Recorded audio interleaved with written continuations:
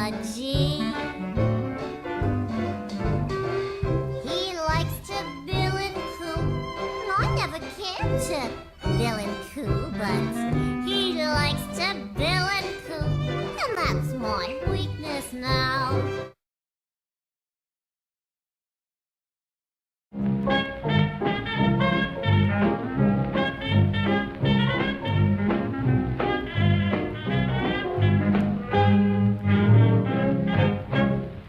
Oh, at last I've got you here, so I can tell you, dear, that your funny disposition almost drives me wild. I know that you could be so nice and sweet to me, but you treat me just as though I'm a child. I ask you for a kiss, you give me just one kiss. When I want another kiss, oh, don't be like that. And when I want a pet, and I think we're all set, you play so hard to get. Don't be like that. I wish I knew if you really love me. The things you do makes me think that you don't think much of me. You know, we'd make a lovely pair if you could only care. But you're a Frigidaire. Oh,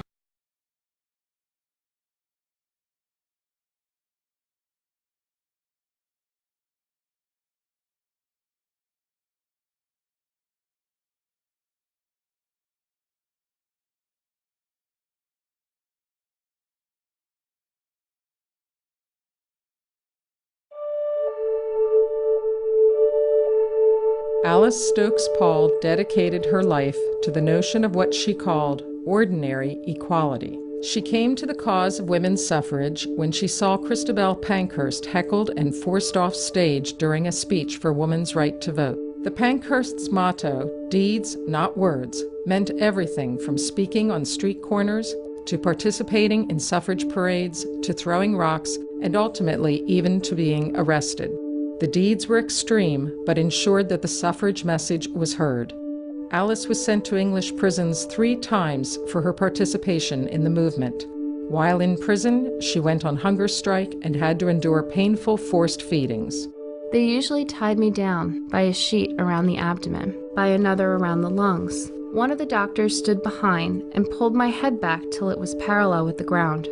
He held it in this position by means of a towel drawn tightly around the throat. The other doctor put the tube down through the nostril. Then they poured the milk and liquid food into a funnel at the top of the tube. While the tube is going through the nasal passage, it is exceedingly painful.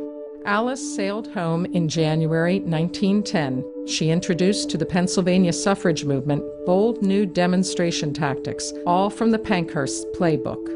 Alice proved herself an innovative organizer and tactician in 1913 when she became chair of the Congressional Committee, a branch of the National American Women's Suffrage Association, or NAWSA. She traveled to Washington, D.C. to work for an amendment to the Constitution to give women the vote. Her counterpart in this work was Lucy Burns, a feisty young American lawyer whom she met in an English police station. In less than 3 months, the two organized a procession of over 8,000 men and women to march in Washington, D.C. in support of the women's vote. The procession attracted a huge crowd. As the marchers turned onto Pennsylvania Avenue, onlookers crowded the streets, preventing the parade from advancing. Hecklers tore at the marchers' banners and shouted at them to go home. Police did little to control the mounting chaos. The next morning, the parade and the riot, and more importantly, women's suffrage, were front-page news across the country. After several differences of opinion on tactics and strategy, Alice Paul and Lucy Burns left NAWSA and launched the National Woman's Party, or NWP. In 1916, President Wilson urged suffragists to stop their work in order to support America's war efforts in Europe. While many other women's organizations complied, Alice Paul refused, on the grounds that it was now more important than ever to have democracy at home before committing American lives to fight for democracy abroad. In January of 1917, the NWP launched a very bold new campaign to picket the White House. The Silent Sentinels, or Iron-Jawed Angels as one disgruntled senator called them, stood at the gates of the White House until November 1917, 6 days a week, 8 hours a day. In June, a group of young soldiers attacked the women for what they believed was unpatriotic behavior. Nearby police rushed in and arrested the women on the charge of obstructing traffic. Every day over the next several weeks, groups of picketers were arrested and sent to workhouses, jails, and mental asylums, all on the charge of obstructing traffic. Altogether, 168 suffragists went to jail between June and November of 1917. Imprisoned, the suffragists were fed rotten food, slept on hard stone floors, and endured filthy conditions. Alice joined the imprisoned suffragists in October, and soon after, she and the other women began a hunger strike. If any of the women died, it would lead to a political nightmare for the Wilson administration. Prison authorities initiated painful forced feedings 3 times a day. On the evening of November 14, 1917, a date suffragists called the Night of Terror, prison guards subjected incoming prisoners to violent beatings. News of the forced feedings and violence inflicted on the suffragists leaked out to newspapers and pressured the president to unconditionally release them. In January of 1918, President Wilson publicly announced his support of women's suffrage, and the House of Representatives immediately endorsed the women's suffrage amendment. It took several more months of open-air meetings, demonstrations, and forceful lobbying by the NWP to convince the Senate to pass the amendment. The 19th Amendment became law on August 26, 1920. I never doubted that equal rights was the right direction. Most reforms, most problems are complicated, but to me, there is nothing complicated about ordinary equality.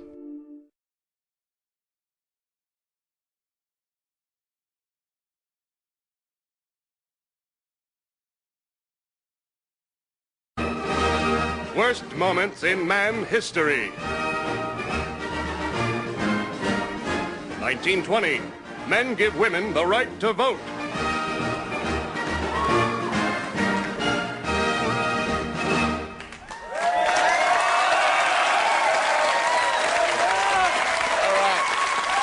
Women are voting. Seems like almost every year now, all thanks to the women's suffrage movement. Led by Elizabeth Cady Stanton and Susan B. Anthony, pioneers in the field of bitching, moaning, and complaining. But after all their struggle and sacrifice, how many women today even know what the word suffrage means? We hit the streets to find out. How long is this going to go on? Ladies, unite against suffrage. End the suffraging now. We're trying to stop the suffrage and the suffrage of women in this country. Sir? I would be happy to sign. Thank you very much. You've saved the dolphins. Now let's stop the suffrage. I do this for personal reasons. My mother, 2 of my aunts, and my sister all suffrage last year. Tell me what the 19th Amendment is. The 19th Amendment is very unjust. Men are going to help us stop Men suffrage? and women to These men are. stop the I'm not sure about this guy. What about male suffrage? No, that's okay. The ignorance is really the big problem with this country. Ignorance is bliss. What am I signing? 3 American flags here. Collect them and trade them. Help us end the suffraging and get a merit badge. Maybe one day, you won't be pimping those cookies all day, you know? We'd like you to sign this petition to stop women's suffrage. We could get these kids some clothes. It's the young people in America that are going to help change. Whereabouts in Nam are you from? I'm from P. Boy, you know a guy named Jeff? I'm totally confused. We want to stop the suffraging in this country. Isn't suffrage women's right to vote? Confidential, yeah. Pretty confident. So Between you're trying to us. stop women's right to vote? Thank you very much. We're trying to end. Thing. They're saying stop women's right to vote. You 2 guys look like the ones that are making us suffer. Well, tell me what it is. You stop. You're making fun of There yourself. are by many being here. causes in the world. You're absurd. Here is You're a joke. You're both a joke. Goodbye. And what is it? Yeah. we want to put an end to it, and your signature's going to help us. I want you to be a little more clear first. Well, That's if we could wonderful. get a signature, we can hurry up and end the suffrage, and we could all go home. Are you in a relationship with a woman? Are you coming on to me? No. Thanks. Could I get a hug? Thank you. How come it's a man who's doing this? Because we What care. happened to the women? The women are lazy, it turns out. Would you like to help us? Why not? Because, quite frankly, I mean, we like to take a little break. If you wouldn't mind walking around with this. Hello, would you like to sign for the SOMA? What's this? Suffering of women in this Suffragette. See, nobody understands this word. You have to explain the word. You're right. But, No, this is offensive. Women's suffrage is the right for women to vote. No. Suffrage gives That's why I'm women the asking right them to to vote. explain and They're making fun of you.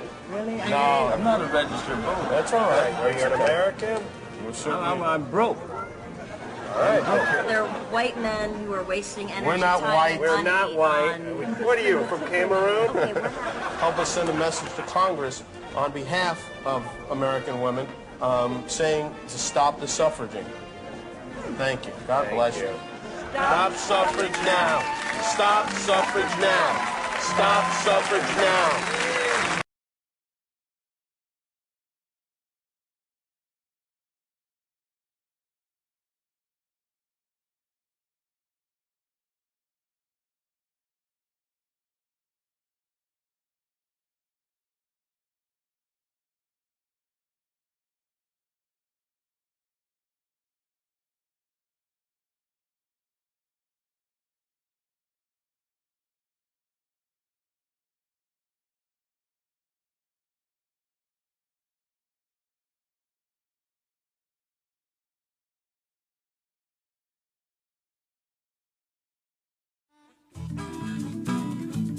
Why does the Negro leave the South?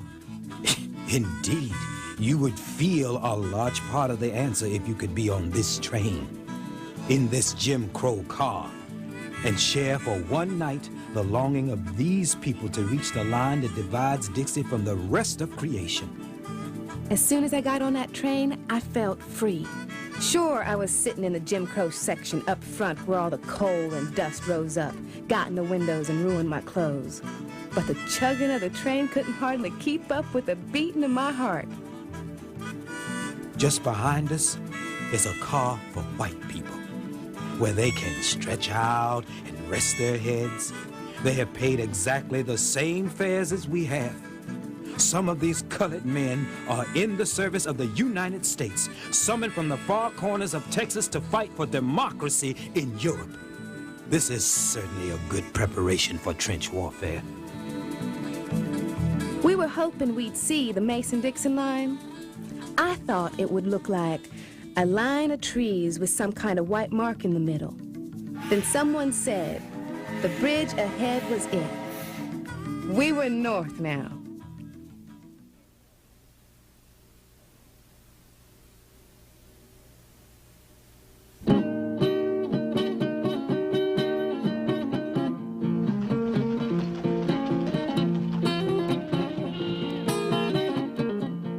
In Chicago, there were no signs that said color folks on one side, white folks on the other. When we got off the train, everybody went through the same door to the same waiting room. There was no sneaking in the back way to Chicago. The station was beautiful, but noisy and frightening too. Either you found someone you knew, or you went to one of the organizations that helped settle newcomers.